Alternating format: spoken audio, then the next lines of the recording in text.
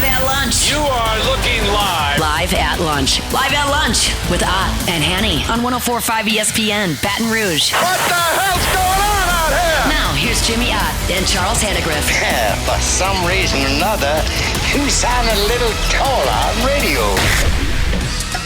Is it live? Is it live? Is it live? From Doe's Eat Place on Government Street in Mid-City. Welcome to the Tuesday edition of Live at Lunch. 104.5 ESPN Baton Rouge. Charles Hannegriff along with Jimmy Ott, Max Gotro. Jordan Kinch is back in the studio. Andy Isco with us later on in this hour. We do first class, second class, no class on Tuesdays. Jimmy, good morning. Good morning, sir. Yeah, we had it's kind of a little fun doubleheader last night. Was able to watch college basketball. Was able to watch McNeese against Alabama, and then the Monday night game as we kind of transition. We got a big night of college basketball tonight. It's kind of transitioning in. You get a little football, you get a little MAC, a little bit, some nice college basketball matchups as we kind of make the transition a little bit. Get to watch last night. Oh, Alabama, McNeese State? Yeah. Oh, yeah, of course. Of course. Respectable loss for McNeese. They were, I think, a 17-point underdog. 18. And they lost by 8. Went down as much as maybe 16 and a half range. McNeese State, midway through the first half, had a lead. Bama, I think, stretched out. What was it at half? Maybe 8 or so?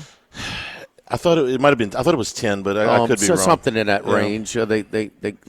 McNeese State's athleticism in defense really created some problems for a high-scoring offensive team like Alabama, who I think has the best roster in the country this year. I mean, think about it. They went to the Final Four last year.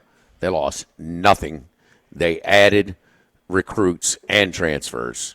And, I mean, they were certainly respectable. I mean, they had the lead 10 minutes to go against UConn. Yeah. That's saying a lot, Against that UConn team, absolutely. Purdue couldn't. I mean, who was competitive? They were the most competitive in a tournament. So not only did they advance far, but they had the most coming back as well. A lot of people are high on Kansas. Kansas wasn't the team that Alabama was last year. I mean, they weren't. And, I mean, they don't return as much as well. So, Duke – as the number one player, and this kid was phenomenal in some of even the workouts against the Olympic team and things like that. So, and we'll see those two teams tonight. But it's kind of the same old for Willie Wade, minus a couple of years when they had here at LSU. This is his VCU team. This is his VCU style of play. It's havoc. It's really creating a lot of problems on defense. They create a lot of turnovers early for Alabama, and they rebound like they pound that glass. And so, but they're very sketchy on offense and just kind of rely heavily on one-on-one type of moves. They got a couple of guys that can create for themselves, but not a whole lot of really quality looks throughout the offensive sets. They muck it up. They muck it up, and that's what they wanted to do. Alabama was, and then keep in mind, November was still offensive. Basketball's got a long way to go, but just very similar to what their team was last year. Instead of Jahada Wells last year kind of creating for himself or for his friends, the kid from St. Louis, the transfer is – he's their offensive guy when things bogged down to create for himself. And, Shoemate came back. That's one of the few guys that did return from last year's team. And McNeese State's going to be very, very good again this year. So I did get a chuckle out of the pregame and postgame exchange between Oates and Wade. I was curious about that. It didn't occur to me until I actually sat down after the podcast last night and started watching. I was like, wait a minute. These two guys agreed to play a game they didn't have to play because it was kind of frosty the last time I saw them together. It's been a few years. Oh, it was nasty. Yeah, it was the SEC tournament is what I'm talking about. The SEC tournament final was a classic game, man. I mean, that was a great game, and Herb Jones now with the Pelicans, man. He gets the bucket at the end to give him a 1-point lead, and LSU. Watford was really doing a lot of stuff. They were leaning on him a lot in their offensive sets, and he could create. and it didn't get. And they had a little putback, and I mean, Alabama escaped, but it was a classic game. A lot of my friends around the country say, "Man, it's a high-level game. It's a really fun, not just to the local interest, but nationally. Got a lot of run. It was really good, and Oates got nasty with his gestures after to Wade, and these are two young coaches at that time, football heavy athletic programs that are trying to make trying to build some basketball programs. And Will Wade was on his way, and it was, obviously he's gotten detoured, and Oates has continued to build to the point where it's first ever Final Four appearance for Alabama last year, and they've got high expectations this year. They were able to fend off a little bit of a homecoming where he spent a lot of time as a high school coach at Michigan, and gave him a new deal, and so looks like he's set in Tuscaloosa for a while. So, and we'll see. I've got to believe this is Wade's last year in Lake Charles, and we'll see where he ends up maybe next year.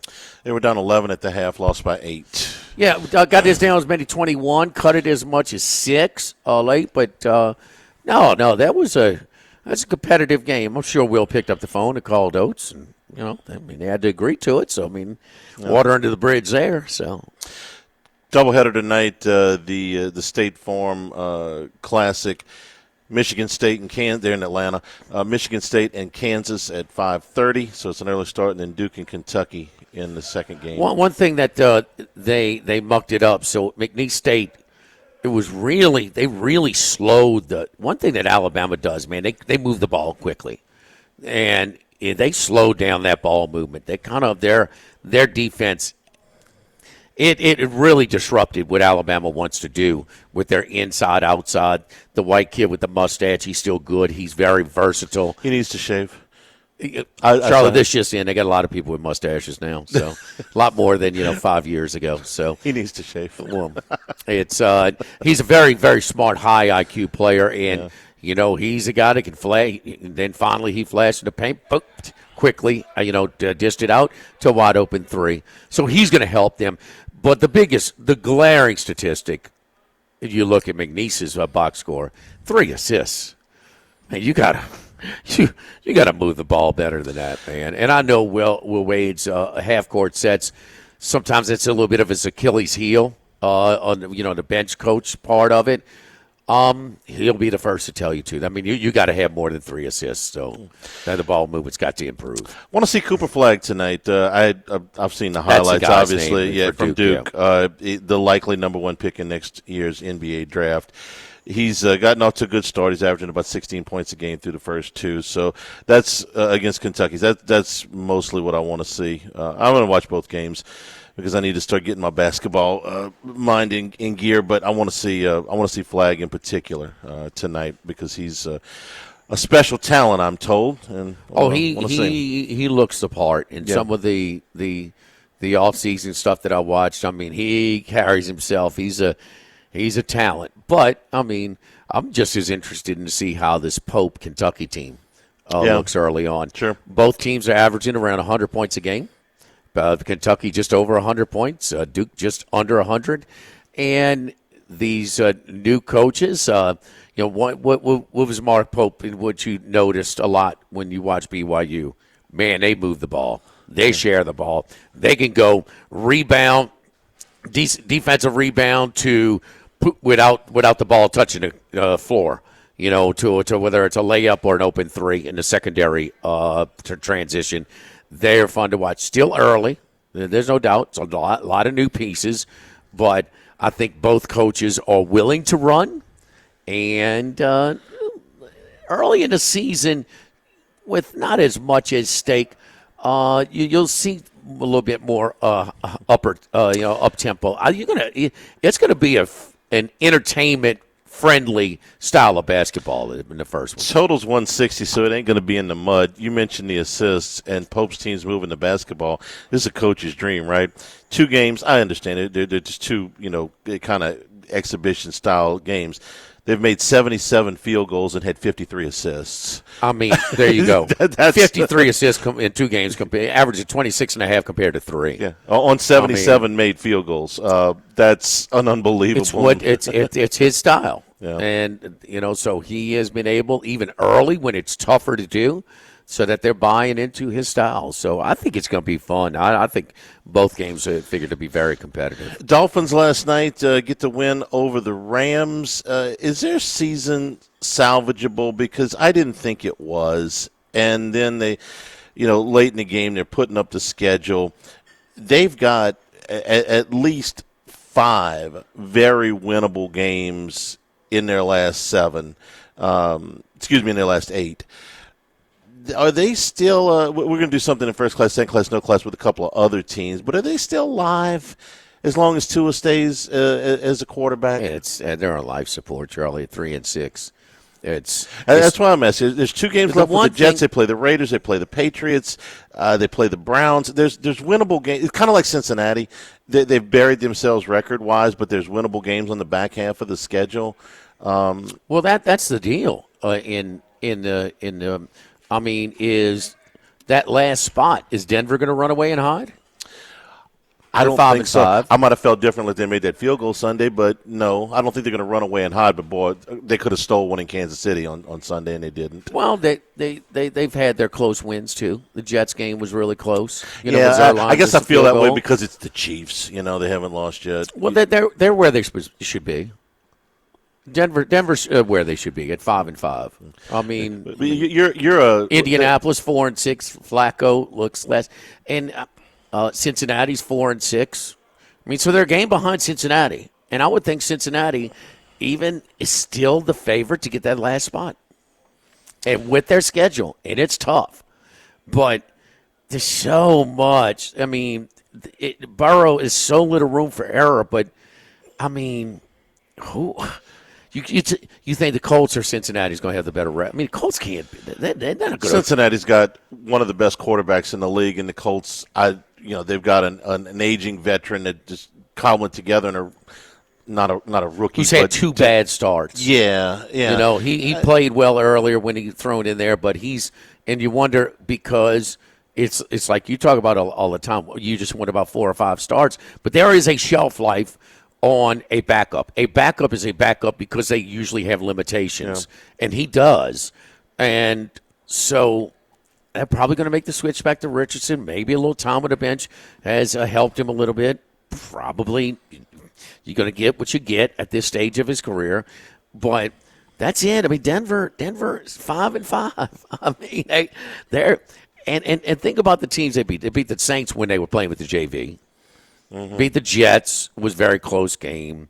They lost to Pittsburgh at home. They beat and I mean it just so yeah, when you talk about that, a game a half a game out. They're 3-6 and Cincinnati and Indianapolis are 4-6. A game and a half if you want to say Denver's 5-5. Denver's win total is 5.5. They're going to be about 8 or 9. Can Miami get to 9-8? 9-8 would be a 6-2. That would be a haul. Okay. I can. Well, then you say it's probably too much. Yeah. Then I can live with that too. Because Tua didn't look good last night. No. Oh, no. He looked better in his first 2 starts back. Yeah. Even in the losses. Of those teams, Denver, Indy, Miami, Cincinnati, it's easiest to like the Bengals, even a game behind the Broncos, because of Burrow. I mean, they've got. It's not that they've got a better quarterback; it's that they've got a top 3 or 4 quarterback, and the other teams are still trying to figure it out. I mean, as far as Tua's injury, I guess, but the Colts and the Broncos are your choices in Indy you just gave, and Bo Nix he's making some progress his rookie year, but he's still a rookie. The Bengals, with all of their defensive issues and with T. Higgins in and out of the lineup, have lost 3 games to Baltimore and Kansas City combined by, I think, 8 points total. Yeah. And 2 of those games were on the road. They could have won those games even with all the problems that they're having. So they're still the most dangerous of those great. teams. Burrow's having a great year. There's just no room for error. Yeah. I mean, 0 room for error. So when they got a 10-point lead, he throws a pick in the first Baltimore game, that's going to come back to bite him. 5 points. Those 3 games were decided by 5 points total, and 2 of them. But they're on no. There's one gimme left for them. And so all their games, because of their weak protection, they have no running game. Their defense is bad and banged up. Burrow is. Could they have won the other night? Absolutely, they could have won. The one they really are going to kick themselves is the season opener when they got a weak Patriots team and just looked awful. That's probably the. When did they look good? Their opener. None, but they ought to be able to beat the Patriots with their C game at home. They really should, and they didn't. Okay, they lost to Mitch Trubisky. Won a season opener. Point taken. But I can justify losses to the Chiefs and the Ravens. I can justify a loss to Philadelphia. Down to a call. Yeah, the Chiefs game was down to a call. You got their best effort there. Even the game against the Commanders, where Jaden Daniels makes a couple of unbelievable plays. The Patriots they should have beaten. Yeah, well, again, they suck every opener. When's the last one they won? Maybe they should play on week 0. That would fix things. Schedule your SWAC opponent. Yeah, see if they can have the 3rd preseason I game. think our coach here locally would be open to a lot of suggestions right now. Anyway, he's getting it from the governor. He's getting it from everybody else. So stock down with there's certain Childers places I wanted to take advice from, and certain We're places live I here don't. at Doe's Eat Place on Government Street in the heart of Mid-City. And Holidays coming. Holiday parties are just around the corner. Give us a call over here at 387-5331. Call Mr. Scott, and he will accommodate you. Any size, small private rooms, 12 to 16 people. The private bar area where we are in the Crown Town room. So they can do your music, you can do your videos, whatever you want to try and make it that much more memorable. But private bar area can seat up to 35. Just give Scott a call, and he'll set your menu or whatever you have in mind. They will accommodate you. Had a really nice crowd over here. So many people went to campus, but were leaving right before the game starts just to go take in the festivities on campus. It was a great atmosphere. But we had about 100 people over here for dinner, watching the game in our dining room, and also here in the Crown Town room as well. We're open for lunch, and our lunch menu is available Monday through Friday, 11 a.m. to 2 p.m. So we're open for lunch right now. Different sandwiches, chicken sandwiches, grilled, the blackened or the Nashville hot chicken sandwich that we have over here with all kinds of different type of toppings and cheeses and whatever you want. Hamburgers, chicken sandwiches, club sandwiches as well. Different po' boys like the debris po' boy, meatball po' boy, or the black and blue po' boy. Salads and plate lunches as well. And the plate lunches are generous portions, to say the least. That's where we are over here at Doe's Eat Place. Casual atmosphere to eat a great high-quality steak. Spaghetti and meatballs, hamburger steak, the catfish platter, the country fried steak, all very, very generous portions over here at Doe's Eat Place. Government Street in the heart of Mid-City. Live at lunch from Doe's, 104.5 ESPN Baton Rouge.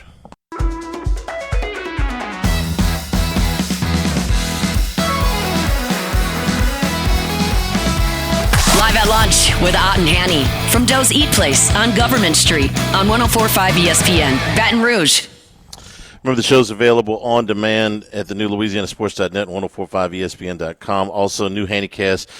We went through the film yesterday. Okay. It was bad. What was bad? You were asking me, you know, scheme or effort or personnel, just not good enough. You know, we went through the Milroe runs and the big ones, which there was multiple, and the halfback lead. He wasn't really even blocking. He was just kind of going out. He was untouched on the 39-yarder. And there's, first of all, I can tell you from the end zone view, you can really see this. Okay, the defensive line gets wiped out. There's not a defensive lineman that is even close. The hole is huge. So now you're counting on, you know, your back seven to make a play on him. And on the first one, Weeks flows to one side. Both of the safeties are completely out of position and then take bad angles once Milroe makes clears the line of scrimmage. Is that a alignment problem? Is that a schematic problem? I can't imagine that Baker, told those defensive linemen to get wiped out. Okay, That's personnel. That's personnel. Okay, and then in the secondary, what should have been probably a 20-yard gain ends up being a 39-yard touchdown. The other one should have been about a 20-yard gain, ends up being a 72-yard touchdown because the safeties are so far away from where they're supposed to be and then take bad angles to come back. So on the runs, again, if you can only put your defensive lineman in a certain alignment, you can only tell your linebackers to read a certain key, and when that front gets wiped out. Okay, you're saying wiped out, but on some of those, there were some double teams too. Okay? Some of the guys that got wiped out got double teams. Okay, so let's be fair. I mean, so when you're using 2 to block 1 multiple times, so that's 4 on 2. Where's your traffic? Where's your crowded box? Where's your commitment numbers-wise to stop his legs before his arm? It was the cutbacks because on the first one, the 39-yarder, he starts left. Weeks goes left. Yeah. Penn goes left. Ryan goes left. Gilbert. I'm sorry. They all go. He goes left, and they all go right. Okay. Everybody's flowing. Everybody. He cuts back, and there ain't nobody there. There's nobody there. Yeah. And that was a massive hole too. Yeah. But can't you read the hole? They didn't. They didn't. And I thought Weeks looked a little. And he's had a really good year. He's had a great year this year. But I thought he looked a little outclassed, trying to tackle him sometimes. There was a couple like that. There were more though where there's just a gigantic hole, and you got. We talk about poor run fits. There was a lot of that, but these runs that again they're opening up holes at the defensive line of scrimmage, and your safety play is not coming up to make these reasonable gains. Here's something else that we saw. This is going to drive people crazy if you watch it. The Caden Durham run, right? The formation had a motion in it. They get back in the pistol, and he goes right. It's a nice hole. He makes a nice cut, and they make 45 yards out of it. So why you didn't come back and run that again? I'll tell you why. You go look on the film. LSU did come back and run it. They ran it near the end of the first quarter. And they did everything they did the first time except for the motion. You know what every Alabama player is doing as soon as they come up to the line of scrimmage? You can see this on the film. They are all pointing exactly where he's going. I mean exactly. And the linebacker, I think it was 46, he ends up on the motion. He moved to the right side. They ran it the other way. This time they don't run the motion. He doesn't move, and they're all pointing right where he's going to go. They still ended up blocking it for a nice, about a 6 to 7 yard gain. But why didn't you come back to it? Alabama adjusted. They to that play anyway. Why didn't you come back and run it with Durham? They did. Alabama adjusted. They knew what was going on. That was in less than a quarter of play. Just some of the things we saw in the film last night.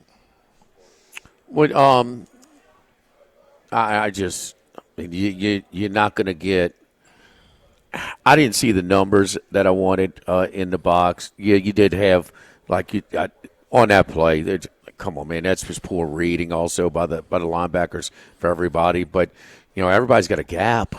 Yeah, I mean, so when he cuts back, there's no backside pursuit. You kind of over pursued it, and again, what turns these things from bad plays where the linebackers are flowing become monster plays because the safeties are out of position. But Alabama also got back to they're in their week off. I don't know if it was prompted because they saw the A&M. I think it was dual. I think it was partly, hey, we got to do what this guy does best. Okay, He's not Michael Penix. He's not Zabaka Hayner. Okay, these guys that he worked with. At Indiana, Fresno State, and Washington. And even though Penix could run, he did not run. There were no design runs for him, minus like a fourth down in the Pac-12 championship game. Very much picking his spots. This was what this guy does. He's a great runner. And you just hope that he's going to have a decent passing game. But that's option A, and I just didn't see. I'm maintaining they didn't have enough crowded box for me. And I'm with them effort-wise when you're trying. You cannot compare the intensity level of LSU versus Ole Miss and versus Bama this year. You can't. That was part of it, Jimmy. I'm not gonna. And it wasn't just the run game. What we saw last night was there was a couple of times, and we ran one back several times where the safety play is so out of position. they just running. Yeah, Williams is wide open. I mean, they busted that coverage so bad. If it's not raining in his face, he catches that easy. He's 5 yards behind everybody else. So if it wasn't raining and they wasn't running the ball so well, they could have gone to that because that was open multiple times. They just didn't need to run it. And after Williams, I don't want to say he dropped it in the rain, but the rain got in his eyes. Well, to your point, Ole Miss certainly had their drop balls. Yes. Oh my goodness, Harris on the first drive of the game. So all of that was discouraging. Actually the schematic stuff, the way I looked at it, was more on the offensive side of the ball because Alabama had it sewn up. They again, you got to go watch the thing that we put on the video last night. The first play, LSU busted. The second time they tried to come back and run it, Alabama's already adjusted. And you can't run it again for what you ran it for the first time. Well, that's what coaching staffs are getting paid for at this level. That's the frustrating part, yes. That's the A&M thing. I mean, so he threw 2 passes. I hate to outcoached is, to me, one of the most overused things in the business. But you look at this film, and I'm sorry. Alabama made the adjustments in game for what was working and what wasn't working, and LSU never did. I mean, not on either side of the ball. Pick a side. It was their personnel is better than LSU's personnel. It ain't that much better than LSU's personnel. Right. So you got a personnel issue and you got a coaching issue. Well, compare Ole Miss and Alabama's personnel. Well, we talked about that yesterday. Ole Miss may even have better 185 personnel. If not, they're damn close. I think so. Mm-hmm. Yeah. And other teams are not having this problem. Marcel Reed went to South Carolina and averaged 2.9 yards a carry. Yeah. He had 3 touchdowns against LSU. He's got 3 touchdowns in his career. This game by Milroe was 63 yards better than his next best game, which was against Georgia. The 4 games before that, he didn't have that. You're talking about rushing. Rushing, yes. Well, that is Georgia game passing is his career game. Yeah. This is these running quarterbacks are not running all over everybody. He ran over you. Oh. Yeah. You may go on now. Stock down on Brian Kelly. There's no doubt. I mean, he's they weren't prepared. I still think there was. It's all about your levels. Okay, what percentage we want to get to, or where's your team ready to play? Right. I'm sorry, I just saw guys run into the ball more. I mean, that was a hell of an effort defensively. There's a clip going around on social media right now. Major Burns just flat out making a business decision not to make a tackle. It's plainly as I can put it. That's to your point. Don't forget our friends at K&M Automotive on Segan Lane, Segan near Perkins, right across Segan Lane from Ambrosia Bakery. Whatever the engine light comes on, bring it over to Jason Payne at K&M Automotive. Oil changes, brakes, tires, you name it, transmission, whatever you need done on your vehicle, bring it over to Jason Payne at K&M Automotive because he's going to give you an honest deal. He's busy, but, I mean, that's what you want. All you want is a fair shake. You've heard the horror stories of being upcharged for unnecessary work. Not going to happen over at K&M Automotive. K&M Automotive on Segan by Perkins, open 7:30 a.m. to 4 p.m. Monday through Friday. The only place I take my vehicle. Live at Doe's, live at lunch, 104.5 ESPN Baton Rouge. Live at lunch. The Thibodeau store and the Pierre Part store. As we're getting closer towards the holidays, you got some of those folks in your family a little bit hard to buy for. How about some Cajun cookware for the chef in your family? The Cuisinart Chef's Classic Stainless Steel cookware sets are on sale right now. One of the cool things is you go to ThibodeauStore.com. You can specially ship this cookware right to your door. The other things for the holidays, your outdoor cooking grills, you're kind of maybe a little bit out of season right now. There's some deals there. Outdoor power equipment, cordless power tools, tool storage, lots of different hand and power tools that you can get right now at a terrific price. Also, some winter wear at the Thibodeau store. Coats and jackets are available too. Thibodeau store, lots of fishing gear. If you got fishermen in your family, you can get fishing gear that's tacked down there, plus some custom-made cypress furniture, some crawfish pots and some jambalaya pots that are unique that you can get for this Christmas. So with the holiday season coming up and a big Black Friday sale coming on that we're going to be telling you more about, pays to shop at the Thibodeau store. Online, it's ThibodeauStore.com. People.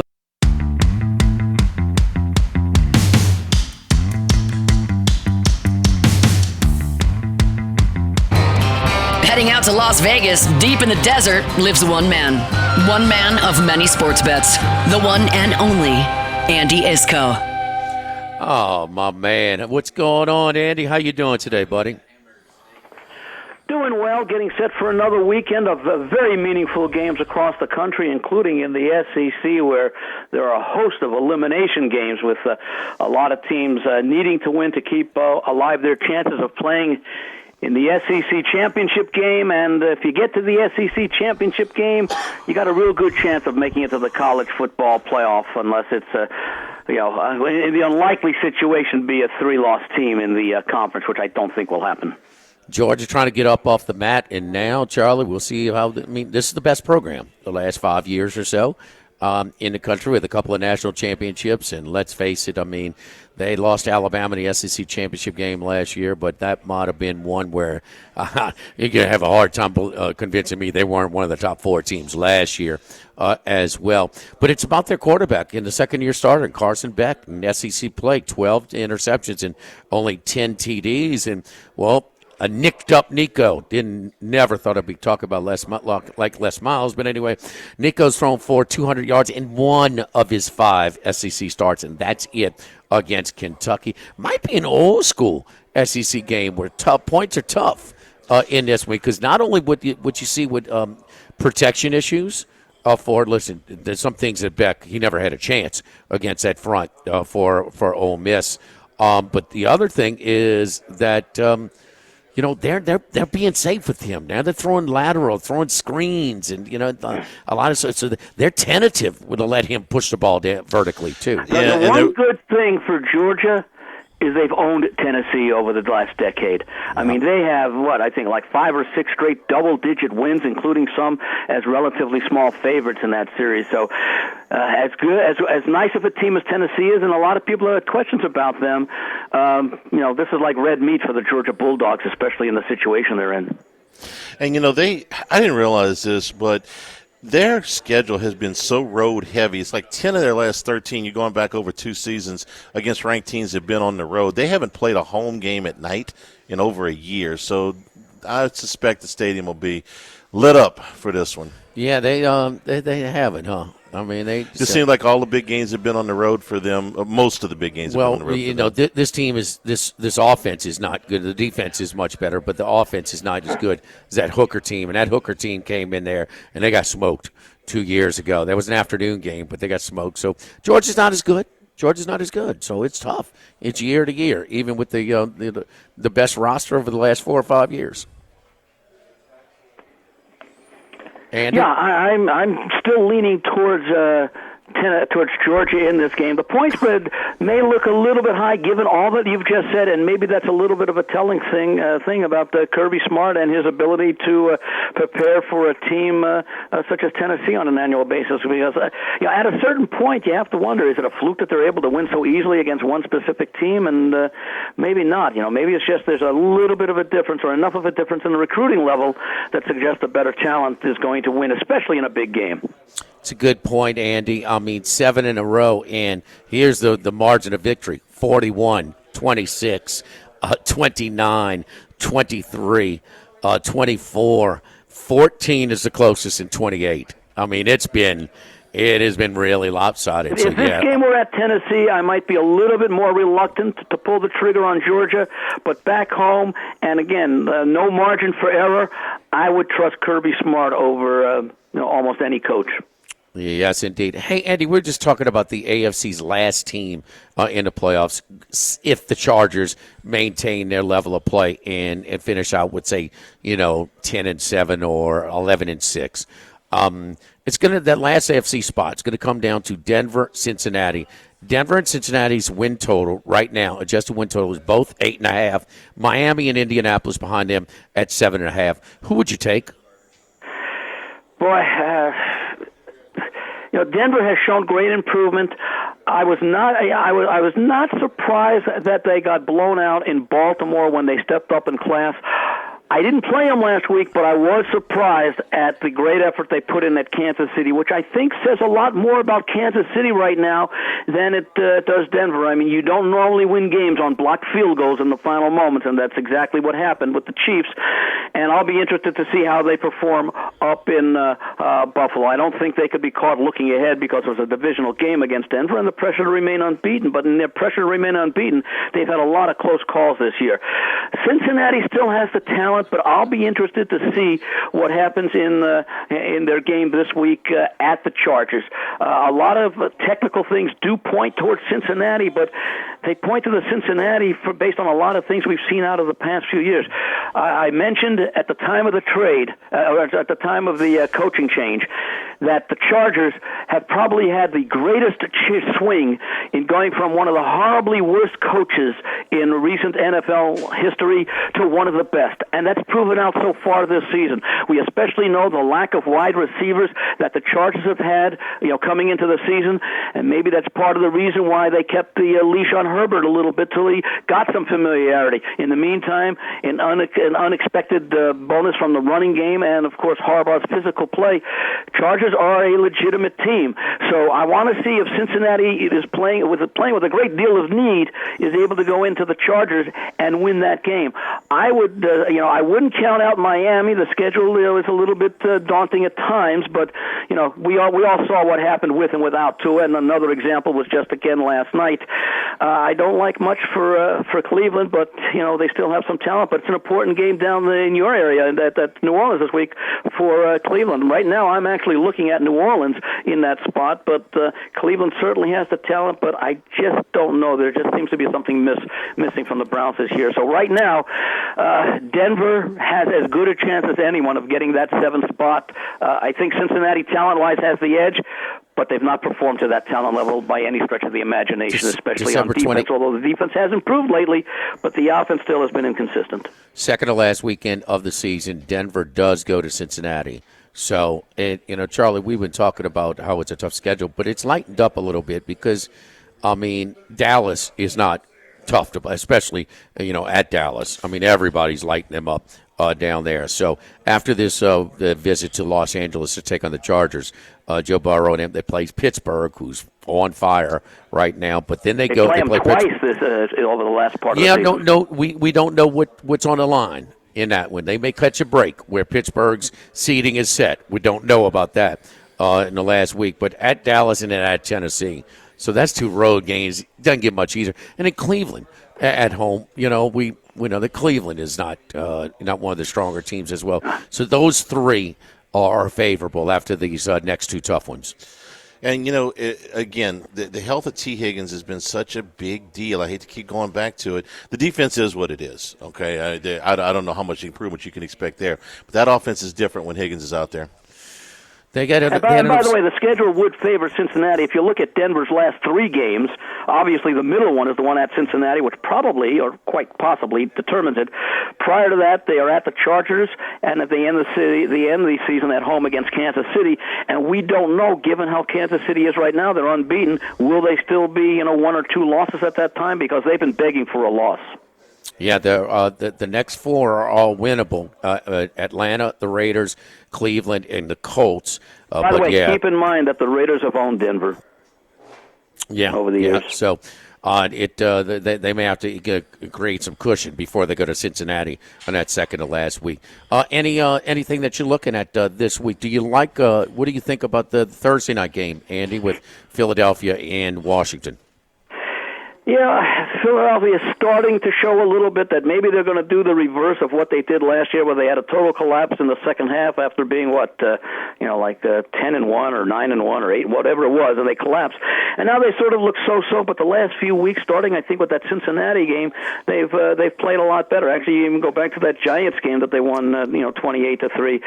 But this Washington team has been resilient. Even last week against Pittsburgh, they played well against a very solid defensive team.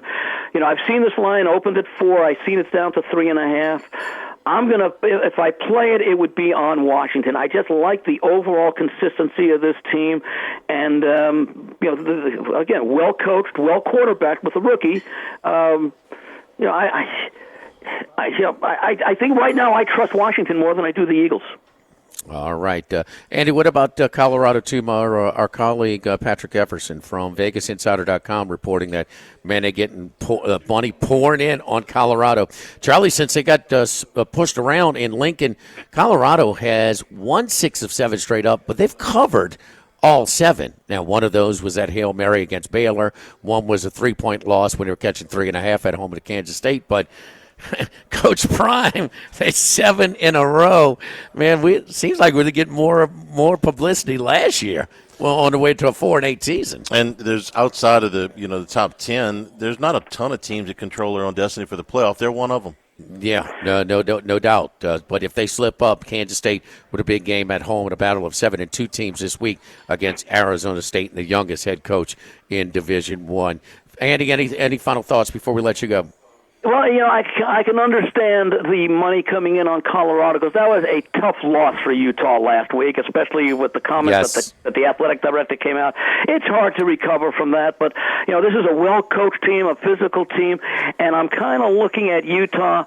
It's almost like one of these games where let's see how Utah comes out, because if Utah comes out and seems to have shrugged off last week in their first drive or two, maybe I do an in-play game on Utah, especially if the game is like tied or scoreless and you're still getting some decent points. All right. Thank you, Andy. We'll talk to you on Sunday and get your top 2 picks as part of Football Sunday. Look forward to it, guys. Enjoy the week. Don't forget our friends at Relief Windows and ReliefWindows.com. If your homeowners requires you to install wood windows, make sure you put the ones in that are going to last, that are built to deal with extreme Louisiana, South Louisiana weather conditions. At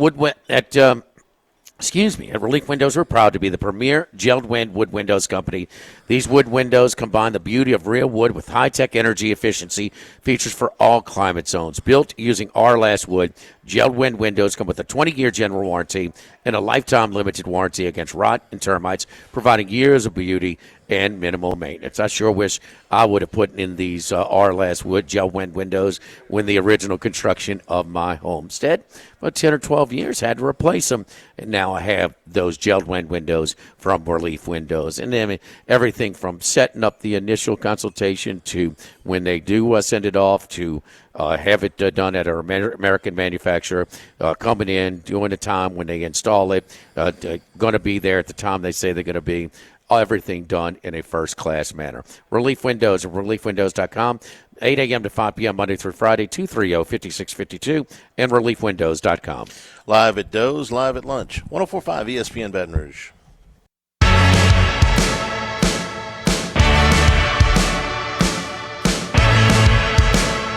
Live at lunch with Ott and Hanny from Doe's Eat Place on Government Street on 104.5 ESPN Baton Rouge. Sometimes you just got to shake your head and go, man, is this real? New Orleans Pelicans guard Jose Alvarado is going to miss 6 weeks with a hamstring injury. We are not even halfway through November. The Pelicans are without Zion Williamson, Herb Jones, Dejounte Murray, C.J. McCollum, Jordan Hawkins, and now Jose Alvarado. And they just got Trey Murphy back. They lost again last night to the Nets. The Nets. Yeah. I don't know what quite to say. Some of this in the past we talked about some of the first they blamed the trainers, and so they cleaned out the whole training staff, and they did that. And then we blamed Zion for not being in shape, and he actually went to camp in shape last year. He played the whole year, and didn't get hurt until the very end. And this year you had a guy like DeJounte Murray, who's a 28-year-old in his prime, averaged 74 games a year for his entire career since his rookie year. Herb Jones, who's been about as durable as it gets. C.J. McCollum, who's, had more injuries as he's gotten older, but has been a pretty dependable guy. And they're all out. Hawkins is in his second year. He's out. Sometimes you just, wow, really? Well, they're snake bit this year, and they've just had a bad run of bad luck. But this Western Conference is unforgiving. There's only 2 teams in the Eastern Conference with a winning record right now. So that tells you where you are with the Western Conference. So you're digging yourselves a hole. They're tied for second to last right now with a 3-8 record in the West. Hour number 2 straight ahead, 104.5 ESPN Baton Rouge. Live at lunch, first class. I want a seat in first class where I was booked and ticketed over a month ago. Second class. No man should be subjected to the indignity of being labeled or treated like a second-class citizen. And no class. Life had become like school on Sunday. No class. I'll tell you what then. Why don't you call me sometime when you have no class? First class, second class, and no class. Brought to you by Supreme Rice. Buy local with Louisiana-based Supreme Rice since 1936. And welcome you back here at Doe's Eat Place on Government Street in Mid-City. First class, second class, and no class. Let's start off with in first class, a sad note. We lost John Robinson yesterday. He passed away here in Baton Rouge, a longtime USC and LA Rams coach, had been a consultant for Ed Ogeron, and was a consultant for 3 years, was a consultant on the 2019 team all the way through the end of Ogeron's tenure. Robinson was a national championship coach at USC. He won 4 Rose Bowls. He won 5 Pac-10, Pac-8, Pac-10 championships. And Jimmy, an extremely nice man for those that met him, and I know you did. I'm going to let you tell that story in a second.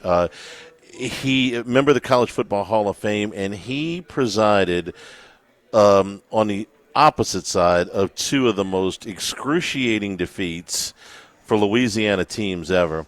The 79 USC LSU game in Tiger Stadium, which goes down as one of the all-time classics, and the 1983 regular season finale of the Rams against the Saints, where Mike Lansford, the barefooted kicker, made a field goal to beat the Saints in what would have been New Orleans' first ever trip to the playoffs.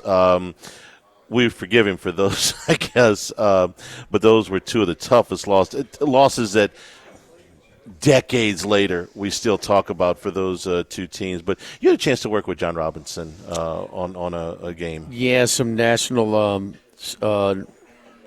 was the Saints San Francisco national radio broadcast, and I was doing sideline. He was doing the color for the broadcast, and just having first time I met him and just going down on the field, and just a gentleman, man. I mean, just so respectful and polite. I don't know. He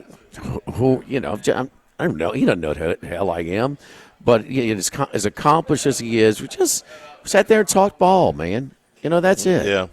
We just talked ball, and told him I known Ogeron, but of course we talked about that 79 crowd. Yeah. That atmosphere and that 79 USC game. It was so memorable. I mean, he talked about it, 50 years later, like it just happened, man. It was really cool. And his wife was from Lafayette. So to come back to Louisiana, not far from her roots, was more, was something that they were willing to do more than most because they had some familiarity with South and Southwest Louisiana. So, I mean, and Ogeron talked about he asked him because USC didn't. He's sitting there and he's itching to kind of being a consultant and just a really a distinguished, just a classy guy. And 2 different stints as USC's head coach. Yes, that's right. Yeah. With those Rams teams, and I remember he would run that ball with Eric Dickerson too. I would have. he leaned on it pretty good, and as he should have. But I'm just for he came on our show and we talked about a bunch of things, but just a really polite, just a nice, distinguished, a guy that's accomplished so much. Just a gentleman, man. And I'm glad that I had to kind of come into contact and hang out with him for a little bit. 79 USC team. Charles White won the Heisman and the Walter Camp that year. Brad Buddy won the Lombardi. Keith Van Horn, who played for the 85 Bears, that great Chicago team. Anthony Munoz, who I still consider the greatest offensive tackle that has ever played in the NFL. Don Mosbar, who was a starter for the Raiders for years. Bruce Matthews, another member of the Hall of Fame who played, it seemed like 25 years in the NFL. Yeah, in the Pro Football Hall of Fame. Ronnie Lott. Pretty good. Maybe the best safety that's ever played the game. Chip Banks, Hobie Brenner, Joey Brown. That was one of the greatest teams. You missed one. He was a fullback. Marcus Allen. Yes. Marcus Allen was Charles White's fullback. Marcus Allen was Charles White's fullback. Yeah. One of the most talented teams to ever set foot on the field at Tiger Stadium, and a game we still talk about better than 4 decades later. And we knew all these guys. We didn't know they're going to be Pro Football Hall of Famers. Right. But we knew all these guys were that good coming in. It was such a cool electric. ESPN, I think, was in its a few months existence. Yeah, this is when they used to just take some in-house broadcast production of the game and show it. They did not show live college games at first. They always showed the live college basketball games. If you read the book on how they started, that's what the guys sold. The NCAA rights, and then also, and had a. He told the ESPN he had both. He had a big sponsor and he had the rights to NCAA basketball and got it done. But it was a tape delay. It was a tape delay game. Yeah. They used to show CFL, Australian rules football, and some of all the bizarre things that they had in their existence. But you could see in the corner where Kevin Williams scored the touchdown with about 32 seconds to go up 17-12. There's a little bit of an ESPN banner in that southeast end zone where he caught the ball. The game's on YouTube now. The whole game is on YouTube. Okay. You can watch it. Jim Simpson may have been doing it. Jim Simpson and maybe Paul Hornung. I might be thinking about a Tiger Vision game, but it's available on YouTube. That 79 USC team finished 11-0-1. They tied Stanford, and they ended up finishing number 2 in the country because of that. It was Alabama's last national championship under Bear Bryant in 79, and they went 12-0. LSU lost to them 3-0. So those two great USC and Alabama teams. LSU right there with both of them in Charlie McClendon's last year. Yeah, the 79 game, the USC game, you had the lead though, 12-3 in the second half. And USC, I think both of their touchdowns were in the fourth quarter, maybe in the third, but the last one was 32 seconds to go. The guy that caught the touchdown, LSU, you didn't even mention him. The Saints spent a first-round draft pick on him. Or is it a second? Kevin Williams? Yeah, well, I think it was the second. Okay, yeah, a high pick on him. But it was rainy and cold. November night. It was miserable. You think it was raining the other night. It was absolutely the most miserable I've been in. I got out to Miami hurricane basically a little early. But that game, and LSU, I think, took maybe 2 snaps past the 50. They never threatened. Alabama missed a couple of other field goals. Yeah. The score was tight. I think USC lost to Cal before the Alabama game, so that elevated Alabama to number 1 by the time they came in as well. They didn't lose. They tied Stanford. Okay. Okay, but Elway was a freshman. It was that USC game, and that's where Charlie. That was a 7-4 LSU team that went to the Tangerine Bowl and played Wake Forest. Okay, I'm not saying LSU's personnel is great. No, LSU's personnel is not where it needs to be. Okay, we maintain that, and we were reminded of that, in this game on Saturday. But damn it. That team was playing with the damn hair on fire, like it was life or death, okay? Yeah. And USC and John Robinson admitted and said, man, We got out of there alive. I mean, we were in a war, and that was it. That place was ready to erupt Saturday night. And I'm sorry, you can give percentage on scheme and alignment and this. Man, I didn't see guys flying to the ball, bro. I mean, that's just that's not even disputable. That's not even disputable. And a lot of the ex-players that we talk to are upset about that. Because of just what we're talking about. This team's every bit as talented as that team was in '79. Yeah, I can tell you that. And that team played with a lot of pride, and that's what it was, man. It was okay. You might get out of here with a win, but it ain't going to be easy. Yeah, it ain't going to be easy. Rest in peace to John Robinson, passing away yesterday. All right, second class. I'm going to give you two NFL teams. We talked a little bit about one of them with Andy, and I want your opinion if they're not just contenders to make the playoffs, because obviously they are for that, but if they've got a real shot at there's real improvement. And the first one is the Chargers. They are 6-3. They are in position to make the playoffs and should. They haven't beaten a team with a winning record. I don't think anybody questions whether or not they're better. They are. Are they good? Are they good? Can they win a playoff game? Are they good? Yeah, but they can lose one too. I mean, they're no given. I mean, he is what we all wondered coming in. I mean, we knew he was a line of scrimmage coach. He drafted Joe Alt first. He's not going to. I mean, that was the easiest call ever. And they're going to run the ball. They're going to be committed to the run. And he is. You look at the attempts for Justin Herbert, and what he's doing is got Herbert playing more efficient, and that's what he wants. He's not going to go out there and throw it 50 times a game. And they still have work to do. It reminds me a lot of Nick Saban in 2000 team here at LSU, where they just really couldn't run the ball at first, but he stayed committed to it.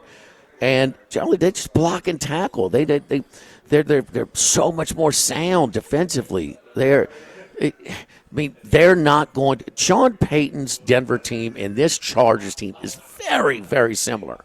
Very similar. They're not beating themselves. The biggest difference is obvious, and that is, I mean, Harbaugh's got a guy is one of the more talented, one of the better quarterbacks in the He's got a dude. He's got a guy there, but he's not going to just make him carry it by himself. He's going to give him more of a chance, and they're going to play close to the vest. And that's why Denver can, they're just very, very similar. Peyton wants to throw the ball around. You've seen that. Rarely did he have a team like this in New Orleans, where he had to shorten the game and play and make the other team beat you. But that's what they're both doing, and, I mean, that's half the battle. But this is why Peyton wanted the Chargers job first. It's a better roster. And but they're similar rosters, but he's got a much better quarterback. Nick's is kind of – it's a snail's pace, but isn't he moving in the right direction? Sure. For a rookie, he's moving in the right direction. Yeah, he's absolutely. Because he's asking very little of him as well. And he's not spending the afternoon on his back the way Caleb Williams is. Yes. Making it a lot easier on him. Both of these guys are going to make sure they have a better protection, too. The other team is the Cardinals. They won their fourth straight, 5 out of 6 on Sunday against the Jets. They annihilated the Jets to the point where the media actually said, hey, you know what, the Jets may be done. The Jets have been done for quite a while, but that beating may have convinced them. Unlike the Chargers, they've got a couple of nice wins. They got one over the 49ers on the road. They got one, over those same Chargers. And, the game that I'm remembering, Jimmy, from back in September is they played the Lions well in Detroit. They didn't win the game. They lost by a touchdown, but they were certainly not, embarrassed. They did have a bad loss at Green Bay to the Packers. But Kyler Murray looks good. He had a franchise record-setting day on Sunday against the Jets. They get a week off, which they probably don't want right now the way they're playing. And they're in first place in the division. Though everybody acts like San Francisco is, eventually going to wake up and just run away with this thing, which I think that it may happen, but they're not going to run away. They may win it, but they're not going to run away with anything. You buying the Cardinals? Yes. I hadn't been much of a Kyler Murray guy, but Charlie, they're slight favorites right now over San Francisco. But you shop around a little bit. I found plus 85 for them at the Queen here, the DraftKings to win the division. To win the division, okay. Is Arizona's plus 115, San Francisco plus 135. And San Francisco, because they're usually in first place, they got a tougher road the rest of the way. So it's but I'm looking up the coach of the year right now for the awards, and this guy at Arizona is doing as good of a job as anybody. So I mean, he should be higher than what he is. But what they're doing is the one thing they have is a constant. They know they have a running game, and Connor, we know his history. I mean, cancer survivor. I mean, this guy got all hard. He runs, and when he's healthy, he's a difference maker.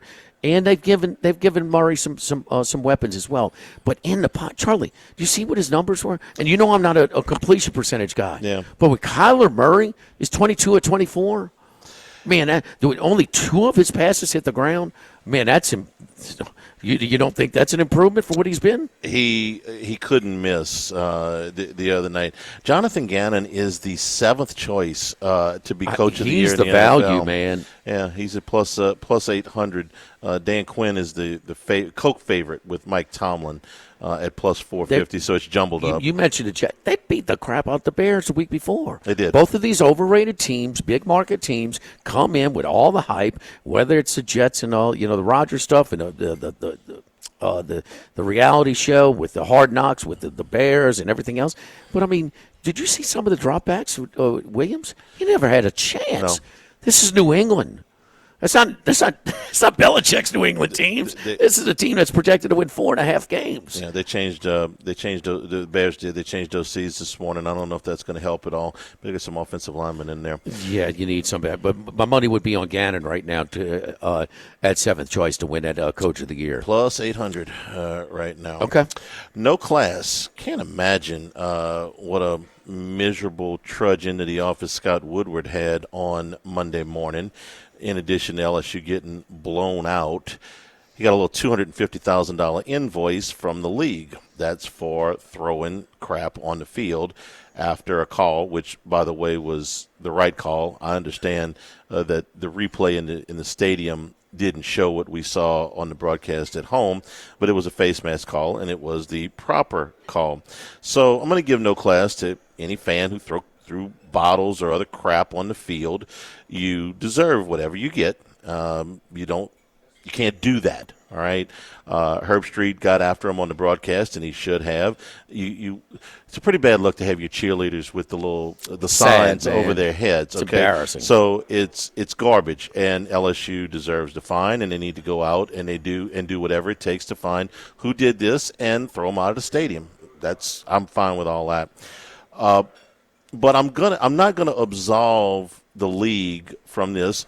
We call this, okay? I hate that it happened at LSU, but after Georgia and Texas, this was going to happen again, and I'm not sure it won't happen more times. You caved, okay? You made a lousy call. You had all kind of debris thrown on the field, and in the time that it took them to clear the debris off the field, they changed the call. You are rewarding that kind of behavior.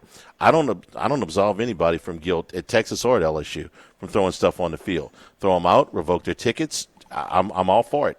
But the officiating crew at Texas invited this, and the league. I know the league put these policies in, and that's a good way to go. But this was inevitable, and I just hope we don't see it again this year. I think we will, though. It's hey, if you're not happy with the call, throw a bunch of crap on the field, and you'll get it reversed. They did it Texas. They didn't here. And shouldn't have it because it was a proper call. I mean, as if your day couldn't get worse. Hey, by the way, you got if you win the game and you throw the goalposts in the river and you get fined for that, you go, hey, it was a party. Everybody had a good time. You get your ass kicked and you get fined. That's a bad day. This is the low spot since Brian Kelly's been here. Yes. The 2.5 years as far as confidence in him to get the job done. This is way worse than the blowout loss to Tennessee. Way worse. Tennessee was a really good team that year. They had a great senior quarterback, and you weren't quite up to speed yet. There was 5 or 6 games into his tenure. You're in year 3. You're in the back end. You got a chance here, and you got annihilated. And my team, and I think somebody wanted to take us to task. This is my quote. Because I've seen have we not seen better teams than this Alabama team? Yes. Come in here and get all they could handle? Yeah, absolutely. So why wouldn't they have, the place was ready to roll.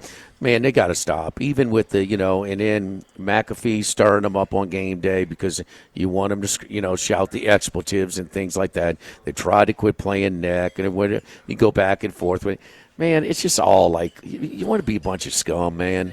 Stop, man. Just what are you doing throwing things with your cheerleaders down there having to shield themselves with their damn signs? You can be the greatest atmosphere in college football without that crap. We did it for 70 that's years. Right. That's right. Without any of that stuff. That's right. So,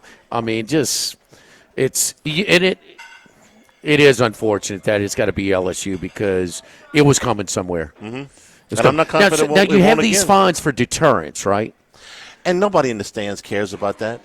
They're going to. I'm not paying the fine. Now, if they are able to take the video and they've got terrific technology where they can. Oh, and you got to go see the dean, and you don't have, and your tickets are revoked as a student. You can't come to the stadium again because you had to go through a few extra hoops to get the Bama ticket as a student. That's right. So you want to be there more than most. It takes a little extra effort. And if you got it, and it's not just this year. Hey, look. No, it's happening too much, man. No, I'm talking about if you take tickets away from the students. If you do a bottle on the field, you don't get to come next year either. Okay, because you might not want to go to the last 2 games this year. You don't get to come next year either. It's. And yes, it was very predictable with the league. So you shout, you throw beer on the fans, you might get a call, which Texas did. Don't forget our friends at Electric Man. We are here to help at Electric Man. Your safety is our priority. Hey, guaranteed appointment times, licensed and insured, quality service guaranteed, quick repairs to full installations, lighting, electrical safety. Safety is always our top priority at Electric Man, whether it's tamper-resistant receptacles, ground fault circuit interrupter outlets, arc fault circuit interrupter outlets, or even USB outlets. We've got you covered. At Electric Man, BatonRouge.com, 372-5356, or ElectricMan, BatonRouge.com. Live at Doe's, live at lunch, 104.5 ESPN Baton Rouge.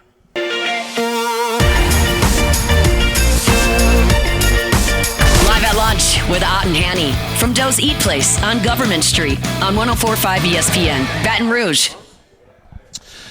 Back here at Doe's Eat Place live at lunch. The college football playoff poll will come out tonight.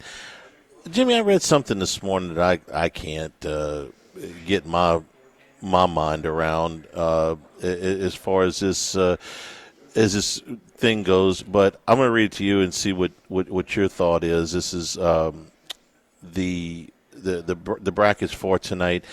That Miami has a 50.8% chance. Hang on, I'm not going. I know they didn't quantify this crap, man. Okay, that Boise State is 50.7. That there is not that big of a gap between the ACC champion and Boise State is like less than a tenth of a point. That never occurred to me that if Boise State was one of the top 4 champions that they would get a bye. Apparently ESPN thinks it's pretty close. Oh, it's very close.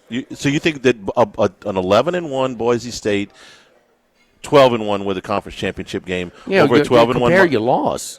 Unranked Georgia Tech and number 1 at number 1 Oregon when you got the lead in the fourth quarter. All right, so you think that there's a chance? I mean, Boise's and Boise's better wins is just UNLV? Is that it? Boise's they got a win against Washington State, who's 8-1. Yeah, that helps. Yeah, that's their Washington State is their best win. The UNLV win is not bad. Other than that, the only team they've beaten with a winning record. And what's Miami's best win? Louisville. Probably. Louisville's better than Louisville's better. Duke's got a better record, but I think Louisville's better. And then the secondary wins are better. UNLV. You're going to have an SMU win. The SMU thing might put them over the top, though. If they won that, yeah. Well, I mean, that's what you. You're right. That's what we're talking about. The loss, but it's close. Boise's loss is way better. No, but they don't have in the middle wins too. They don't have as many. I think it is close, but I think that it was closer than I thought, Jimmy. They've only got 2 wins against teams with winning record. Yeah. Virginia Tech and I'm Cal sorry, have losing records? Virginia Tech's 5-5. Cal's 5-4. I'm sorry, 3. Louisville, Duke, and Virginia Tech and Cal, and that's it. And Cal's 5-4. So it's not. It's a lot closer than I thought. And look, I mean, they're down in all these games. Down double digits second half to Duke. Down 25 to Cal. I mean, at some point when it's that close, doesn't that BS at the end of the Virginia Tech game and the Cal game, doesn't it come into play? It would be on my mind, I, for sure. If I'm in that committee room, I don't know. But if the overall schedule's tougher with Miami, but they sure have struggled against it way more than the loss does not compare. Yeah. I mean, that's Oregon's toughest game. Yeah, 61-84. I guess Ohio State was just as tough, but you gave Oregon every bit the game that Ohio State did. You did. 61 is Miami's strength of schedule. 84 is Boise's, and SMU's in the middle. In the middle of that, it's 72. So if SMU were to beat, but the style points, Miami, Boise's been way more dominant over their strength of schedule. UNLV never had the ball in a one possession game, and their win in Las Vegas earlier. They'll probably play them again. SMU's got 2 of the same wins that Miami's got against Louisville and Duke. They've also got a win against now 7-2 Pitt that is in their favor, and their loss is to BYU by 3, and BYU's still undefeated. So that's a pretty good loss too. Mm-hmm. If they end up being, and their strength of schedule. But the 50% thing is, Boise State's more than a 50% chance of making it to the playoff. No, this is for the bye. This is for the bye. For the bye. Okay. Yeah. Okay. Who do you think's better if Boise State were playing Miami this week? The 2 of them were playing in Kansas. I would have Boise State as a favorite. Really? Yeah. Huh. Okay. Yeah. I mean, Charlie, Miami's in a dogfight every game. Boise State's not. And you would, and the automatic reaction is, well, Miami plays a much tougher schedule. They really, no, it's a little look bit. at it. It's a little bit. We just went through it a little bit. It's a little bit, not much. No, and then Boise State, with San Diego State. Okay, we're going to stack the box. What do they do? Madsen had four touchdown passes in the first half against them. Right. I mean, so they've got some balance. You can't cheat on them. So I mean, he's getting better. They have balance. I mean, Genty is a monster, man. He's gonna be a high pick too, and he should get a trip to New York. I don't think he wins it, but he absolutely should get a trip to New York. No, he's in. This is the other thing that's interesting. The first 4 out. I got to tell you, 3 of these 4 teams would scare the hell out of me if I had to play them in the first round of the playoffs. Maybe even more so than some of the teams that are in. Ole Miss is first. Okay, 100%. You'd be scared. SMU is second. No. The second team out right now. Not Ole Miss. I mean, SMU is not on Ole Miss's level. They're not. They actually may have a clearer path because they actually control their own destiny. I understand. No. And listen, SMU with everything that they have, and they had to buy their way into the ACC, and they're having a hell of a year, and they had to make a quarterback switch. Their returning starter at quarterback was a strength of theirs that they had to bench. And that's taken them to another level. And that's the big thing. We don't have to project. When you say, well, you had that loss, but it was, there was an injury or something. No. They changed quarterbacks. We've got a long sample size with the new quarterback, and they've been blowing everybody out. The loss was very respectable. You said you'd have Boise State as a favorite over Miami on a neutral field. What would you have SMU? If SMU when SMU and Miami play in the ACC championship game, it's going to be around. It's going to be around a pick 'em. Yeah, I like SMU better. Well, before the upset, Miami was favored. Right, about 3.5. Yeah, and SMU they had their hiccup. They went to Duke and should have lost. Okay, by the number, they turned the ball over 6 times and still won. So you got that one out of your system. And then the third team out is Colorado, who also controls their own destiny, and they're a scary team to play right now. Now they got the trickier schedule. They still got to go to Kansas, and they still got to play Utah at home. So they play Oklahoma State at home too, right? That's the last game of the season, and then they play the Big 12 championship game. Yeah, but I don't. The Utah game and at Kansas. Those are tricky games. I agree with you. They catch Utah at a good time. I think they catch Utah at a great time. They do. I mean, and still, where Utah was in position to win, and they probably should have won, but they still only had 250 yards of offense. They still and look, if you wonder whether or not they were a little emotionally spent in that game, even in a loss, you can be a little emotionally drained for the next game. I would just go see the AD. I mean, they are. That was a lot in that one. He's writing his check. This right was now. their one Super Bowl. I mean, this was their one salvage to their season because their season was, they're 4-5 now. They were predicted to win the Big 12, and Rising got hurt. And he got hurt. He threw 5 touchdowns in the first half against Southern Utah. No, here we go. And then he got hurt like the halftime of the second game, and it's been a Band-Aid ever since. I mean, he meant not be a pro, but damn, he sure was important to that team. And then they tried to play him, and it was ugly watching him against Arizona State. But they had a chance to ruin their hated rival in a place that doesn't have a whole lot of, pretty tame environment. They get nasty with each other on the football field. Throw nothing on the field, but it gets a little nasty. You're right. The trip to Kansas is a lot tougher. I agree. In the second to last Kansas is hot now. Yeah. Kansas with Jalen Daniels, the last record. 3 games, about 500 yards offense every game. Yeah. So. The last game against Oklahoma State is likely to be playing to avoid a winless season in conference play. But so you see if you get a little pride at the end, maybe. It's their little one. Yeah. Keep in mind, they play BYU in a similar spot where, okay, let's ruin these guys' season, and they had them beat. So they can have them beat, then go to Colorado. Colorado is 1-6 of 7, but they've covered 7 in a row. 7 in a row they've covered. One was a Hail Mary against Baylor, but, I mean, they still have and Patrick Everson, again, reporting, man, they are lined up. They're pouring in on the money. I think they catch Utah. I'm going to fade Colorado, not this week. No, in 2 weeks. Projections are Oregon, Texas, BYU at 3, Miami at 4, Ohio State at 5, Penn State at 6, Tennessee 7, Indiana 8, Notre Dame 9, Alabama 10, Georgia 11, and Boise State 12. Georgia 11. And if they slip up and lose to Tennessee, they get a good win. They'd be out. And Tennessee with that schedule, doesn't deserve to be in, which is 2 losses. They beat Georgia. They will be on the inside track to the SEC championship game. They control their own. Tennessee controls their own destiny, as does the winner of Texas A&M. And it does look like playing game. Vanderbilt now is a little bit. They look kind of mired. Maybe out of gas finally. Maybe out of gas. So college football playoff poll coming out tonight, number 2. Don't forget our friends over at Workbox Services LLC. My buddy Martin Padial, and been doing it for quite some time now. He is. He sold a branch of the business, but we are still doing a lot of stuff over at Workbox Services, including the movable storage needs, the commercial or original, the shipping containers, custom storage containers, all different sizes. Most companies have one standard size, not Workbox, 8x8, 8x10, 8x20, or 8x40 feet.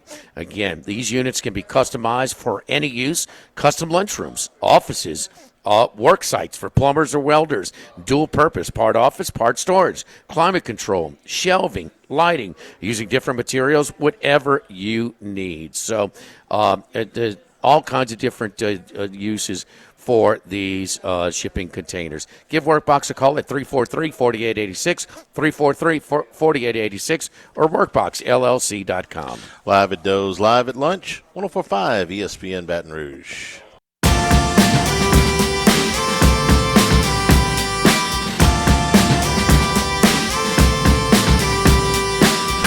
Lunch with Ott and Hanny from Doe's Eat Place on Government Street on 104.5 ESPN, Baton Rouge. Also brought to you in part by Louisiana Health and Injury Centers, helping you deal with pain. Dr. Michael Goff and his staff done a great job for our family.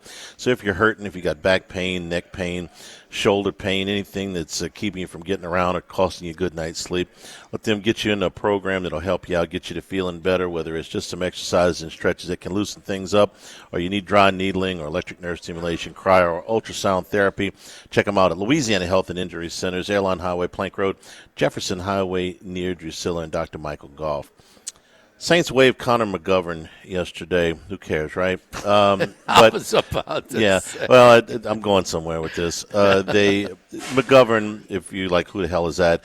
Has started 5 of the last 6 games at center for the Saints, so they waived him yesterday, which means that Eric McCoy is ready to go. Jimmy, just in the nick of time, McCoy's back, Ruiz is back, Carr's back, Taysom Hill's back. You're not going to get Olave and Shaheed back, and Lattimore has been traded.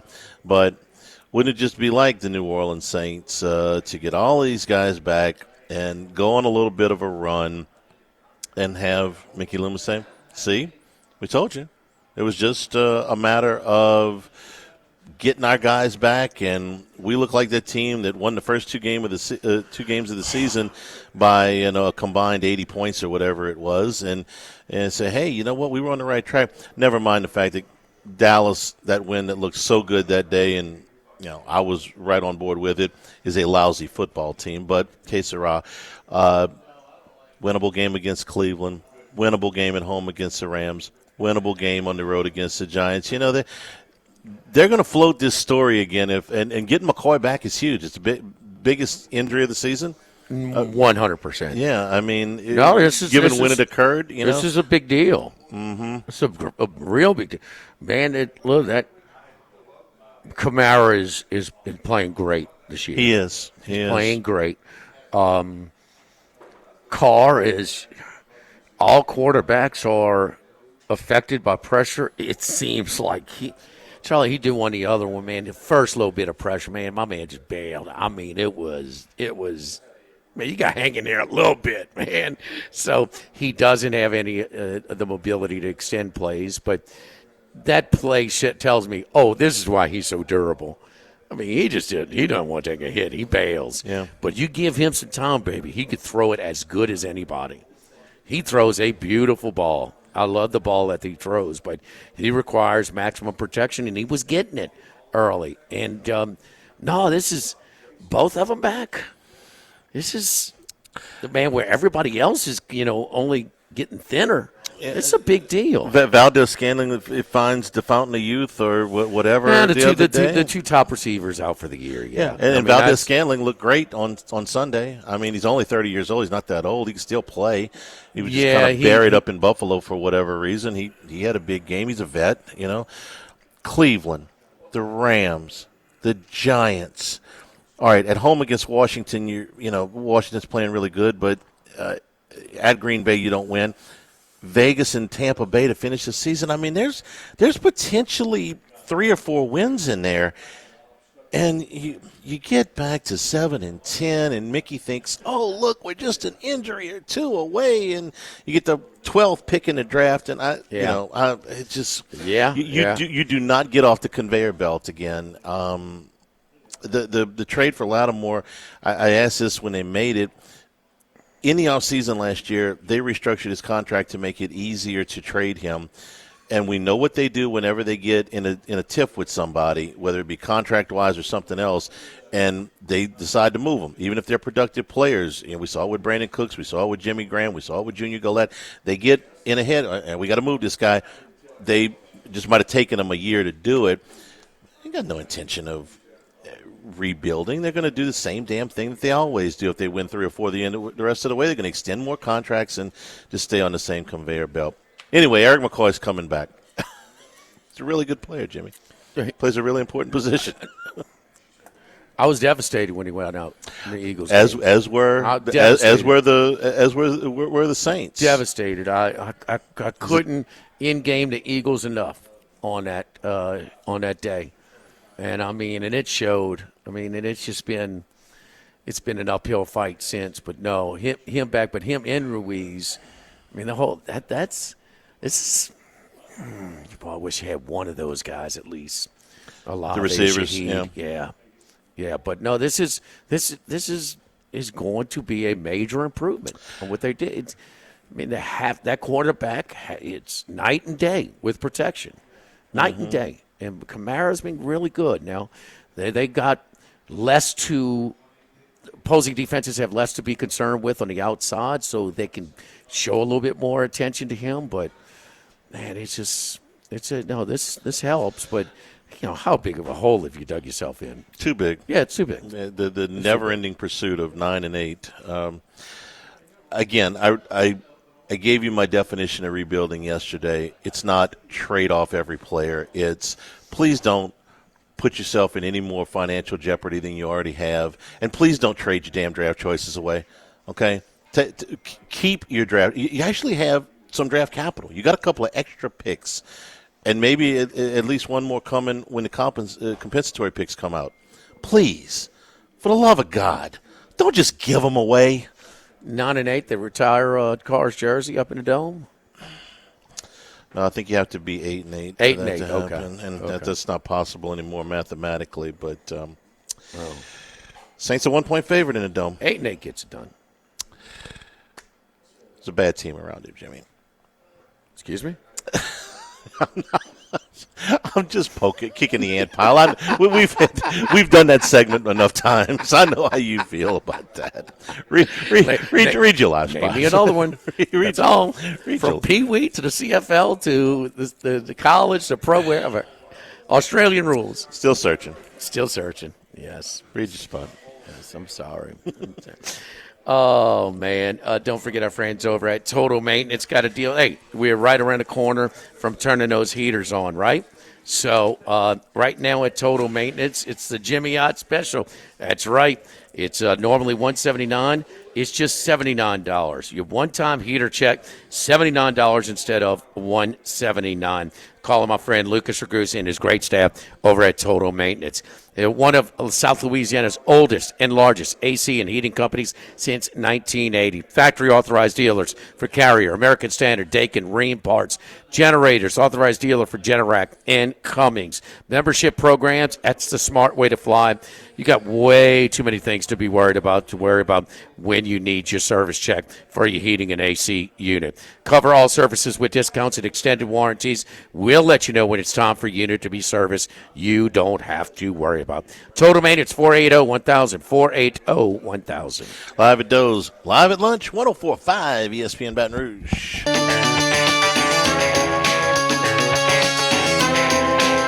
Live at lunch with Ott and Hanny from Doe's Eat Place on Government Street on 104.5 ESPN Baton Rouge. It's field trip day over at the PMAC. This is the day that the women's basketball team plays a late morning game, and they invite all of the kids to come out. They're gonna win. They're holding a 69-point lead over Charleston Southern with about 2.5 minutes to go. 110 to 40, now 40, 67. Cut to 67. Yeah, so Clark J. Johnson went over 1,000 points with during the game today. Chiefs getting Isaiah Pacheco back. Could play this weekend against the Bills. He's returned to practice, man. They managed to weather the storm of the injuries that they had at wide receiver and running back, and they're still undefeated. So he's going back to practice today. We told you about Jose Alvarado. They're saying 6 weeks for the hamstring injury for him. So the avalanche of injuries for the Pels continues. And the Bears fired Shane Waldron this morning, their offensive coordinator. That will fix everything. But let's see if they can get the ball out of Williams' hands before he hits the turf, because he's been hitting the turf a lot. Sacked him 9 more times this past weekend. So he's had a rough rookie year. We got Maction tonight. Boston State, Buffalo, Western Michigan, Bowling Green, Central Michigan, Toledo. 2 terrific basketball games with the State Farm Classic over in Atlanta. Yep. Duke and Kentucky, the late game. Kansas and Michigan State, the early game. Thanks to the folks here at Doe's for being our host today. Tomorrow we are at Modesto, corner of Burbank and Nicholson. Till then, for Max, for Jimmy, Jordan back in the studio, I'm Charles Henniger saying thank you and good afternoon from Doe's Eat Place. Stay tuned for Hunt Palmer on 104.5 ESPN Baton Rouge.